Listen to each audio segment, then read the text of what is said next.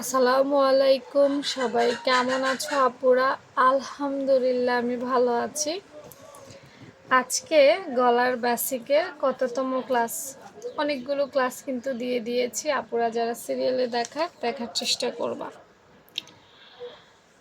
আপুরা, আজকে আমি যে গলাটা বোঝাবো সেইটা অনেক গুরুত্বপূর্ণ। প্রত্যেকটা বিষয় গুরুত্বপূর্ণ বলবো। কখনো কখনো জীবনে সেলাই কাজ করতে গেলে তোমার প্রয়োজনে পড়বে। আজকের বিষয় হচ্ছে ইন্ডিয়ান স্টাইল। কেন এই কথাটা বলছি জানো? কারণ আমার ইন্ডিয়ার আপুরাই একটু বড় গলা পড়তে পছন্দ করে, সেজন্য বলা। হ্যাঁ, তো আমরা যে সবাই পরবো না তা না, এটা যার যার ব্যক্তিগত। যার বড় পড়তে ভালো লাগবে সে বড় পড়বে, যার ছোট পড়তে ভালো লাগে সে তো ছোটই পড়বে। তো সচরাচর ইন্ডিয়ার আপুরা একটু বড় গলা পছন্দ করে, এবং আমার পেজে অনেক আপু আছে ইন্ডিয়ার যারা আসলে যাদের সাথে আমার কাটিং স্কিল মিলে না, কারণ আমি বাংলাদেশি ভাই, আমি নর্মাল কাটিং দেখাই, কিন্তু ওই আপুদের জন্য কিন্তু দেখানো উচিত, সেজন্য। আচ্ছা চলো আপুরা, ইন্ডিয়ান আপুদের উদ্দেশ্যে বলি। ইন্ডিয়ান আপু যারা আছো, শোনো, তোমরা যারা 7-8 ইঞ্চি, বেশি না, 7 থেকে 8 ইঞ্চির মধ্যে গলা কাটো, তাদের একটা রুলস আছে। আবারও বলছি, গলা 4 ইঞ্চিতে কীভাবে কাটবা যেমন একটা রুলস আছে, 8 ইঞ্চিতে কীভাবে কাটবা তারও একটা রুলস আছে। আমার বেসিক ক্লাসগুলো দেখলে আশা করি তোমরা বুঝতে পারো। 7 থেকে 8 ইঞ্চি, তোমরা কিন্তু নর্মালি 7-8 ইঞ্চিই পরো। তো যারা 7 থেকে 8 ইঞ্চি গলা পরবা তারা কিভাবে গলাটা তৈরি করবা? আচ্ছা আমি মাপি, একজ্যাক্ট মাপ দিয়েই দেখাই। হ্যাঁ, 7-8, আচ্ছা 7 দেখাই, কাগজ বেশি বড় না, 7। হ্যাঁ, আর পাশে 3। এই মাপটাই ম্যাক্সিমাম আপু পরো। তো যারা ইন্ডিয়ার আপু তাদেরকে একটু দেখাই দিই। 3।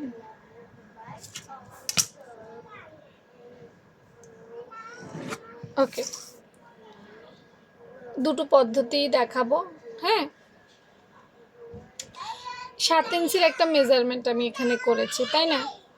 তো তুমি যদি 7 ইঞ্চির মধ্যে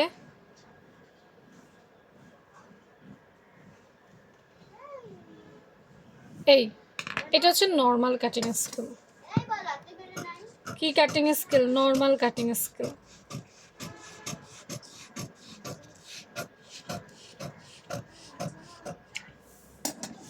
তুমি যদি এইভাবে 7-8 ইঞ্চির মধ্যে গলাটা কাটো, তোমার গলার শেপটা কিন্তু অত ভালো আসবে না। আমি কেটেছি কত সুন্দরভাবে, কিন্তু গলার শেপ ভালো আসবে না, গলাটা বেশি বড়ও হবে না। প্লাস এই গলাটা কাঁদবেও পড়ে যায় যদি 7-8 ইঞ্চি, মানে ইন্ডিয়ার আপুদের উদ্দেশ্যে বলছি, কিন্তু এটা পারফেক্ট কাটিং স্কিল না। গলাটা দেখা যাবে এদিক দিয়ে ছড়াই যাবে, নিচে দিয়ে কম থাকবে। আমাদের আগা এবং গোড়া দুইটা কিন্তু সমান থাকতে হবে, অনেকে এটা বোঝে না। যখন গলা এইভাবে কাঁদবে পড়ে যায় তখন আগা আর গোড়া দুইটা কিন্তু সমান থাকে না। উপরে ছড়াই গেল, নিচে টান খেলো, এই জায়গাটা টান খায়, এই জায়গাটা এইভাবে টান খায়। আসলে যারা ব্লাউজ বানিয়ে সমস্যায় পড়েছ তারা বুঝবে, অন্যরা না। এটা 7-8 ইঞ্চি লংয়ের জন্য পারফেক্ট কাটিং স্কিল না। তাহলে তোমরা কিভাবে কাটবে? আসো আমি একটু দেখাই। আমরা প্রথমে আমাদের সেই 7 ইঞ্চির মার্ক নিব। হ্যাঁ, পাশে 3,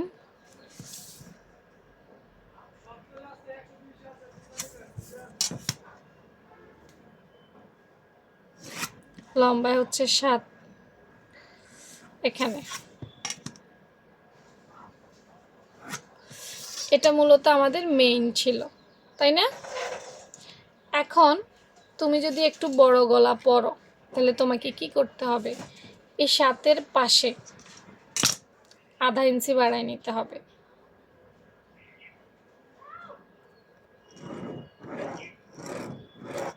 এখন বলবো আপু এটা তো খুব সহজ বিষয়। না ভাই, এখনো সহজ বিষয়ে যাই নাই।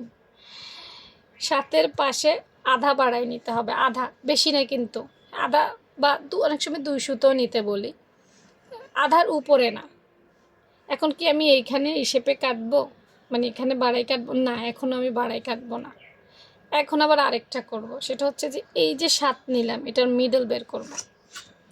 মিডল কত? 3.5 তো মিডল চলে আসে নাকি?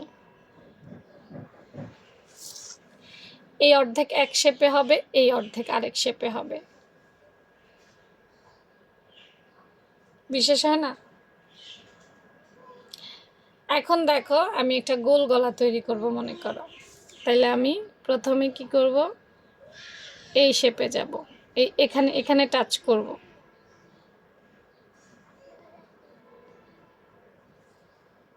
তারপর কিন্তু আমি এখানে এখানে চলে যাব, আবার এই শেপে চলে যাব।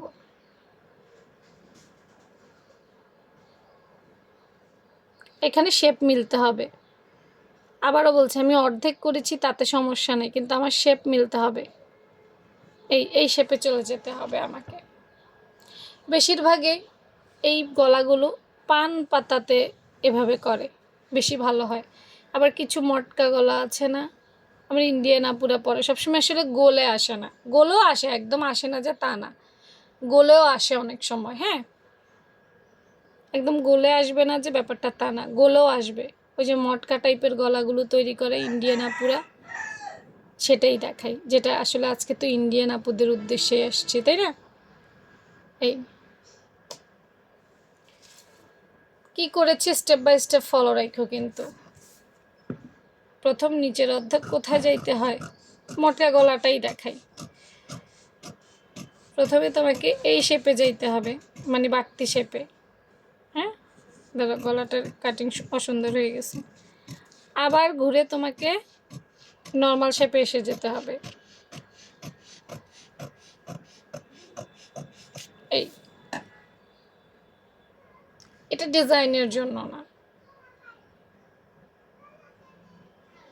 নিচের অংশ বাড়াই নিতে হবে, উপরের অংশ কমাই নিতে হবে। এখন বলবো আপু এইটা করলে কি হবে? এটাতে গোলও করা যাবে। এটাতে কি হবে? এটাতে কি হবে জানো? ওই যে বললাম নিচের অংশ টান খায়, উপরের অংশ হেলে পড়ে। এখন উপরের যে অংশটা কম নিয়েছি, উপরের অংশটাও হেলবে, নিচের অংশটাও হেলবে। টান খাওয়ার সুযোগ নেই, টান খাওয়ার সুযোগ থাকবে না। কিন্তু তুমি দেখা যায় শুধুমাত্র উপরের অংশ, বা উপরের অংশ তো কাটিংয়ের কারণে হেলে পড়ছে, মেজারমেন্টের কারণে না। মেজারমেন্টের কারণে কিন্তু উপরের অংশ হেলে পড়ছে না। হেলে পড়ছে কেন? এটা কাটিং, এটা উপরের জায়গাটা ফাঁক, হেলে পড়বেই, কিন্তু এই জায়গাটা বন্ধ থাকে। তাই নিচে বাড়িয়ে নিতে হবে, উপরে কমিয়ে নিতে হবে। বুঝতে পেরেছ? যদি আমি এটা বাদ দিয়ে আরেকটু ইজি করে দেখাই,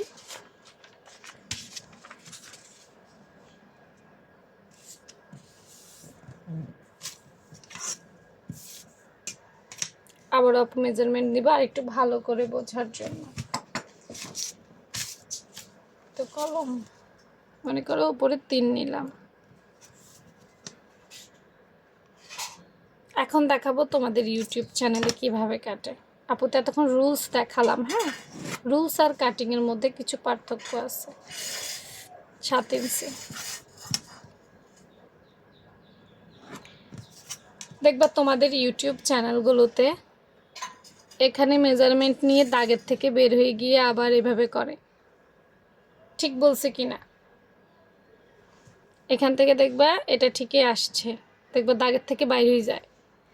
হ্যাঁ, বা দাগের থেকে বাইরে গিয়ে সে আবার সুন্দর করে এখানে গিয়ে মিলে যায় তোমাদের ইউটিউব চ্যানেলগুলোতে।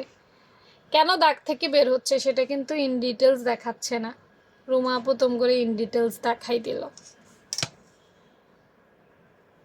এভাবে দাগ থেকে কিন্তু বের হয়ে যায় তারা।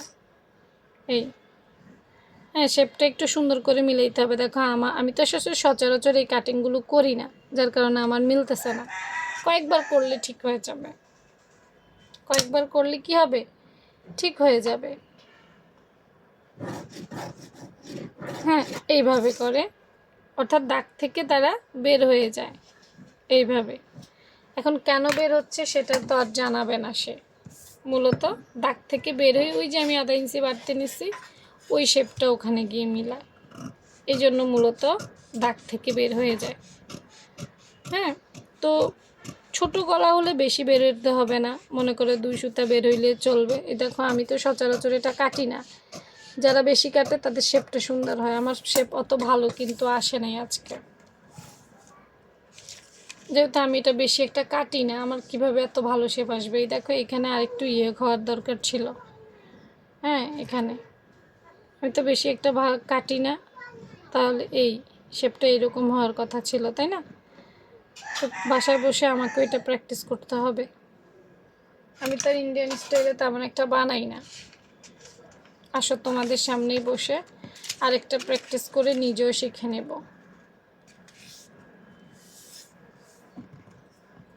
কিভাবে শিখবো দেখো, এটা পচা হয়েছে তাই না, এটার থেকে শিক্ষা গ্রহণ করব। কিভাবে করব দেখো, পাশে 3 ছিল, পারফেক্ট করে ছাড়বো, যেহেতু এটাতে সমস্যা হয়েছে আমার, এটা এখনই আমি ইনস্ট্যান্ট শিখে নিব।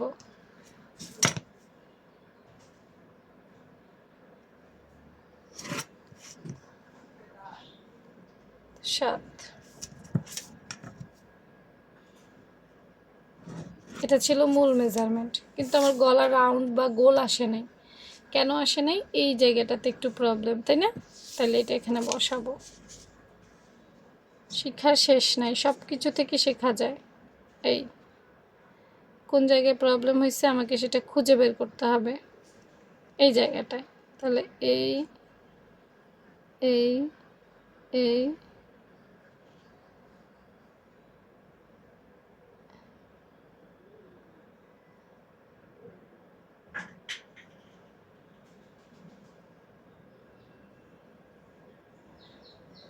এই, তাই না? এই এই এই ইনশাল্লাহ। তাহলে আমার এই কর্নারের শেপটা প্রবলেম, শিখে গেলাম তোমাদের জন্য। এখন আমার শেপ ঠিক হবে। ঠিক আছে, এইভাবে বের হয়ে যেতে হবে। এখন কাটবো, এবার দেখবো 100% গোল হলো কিনা।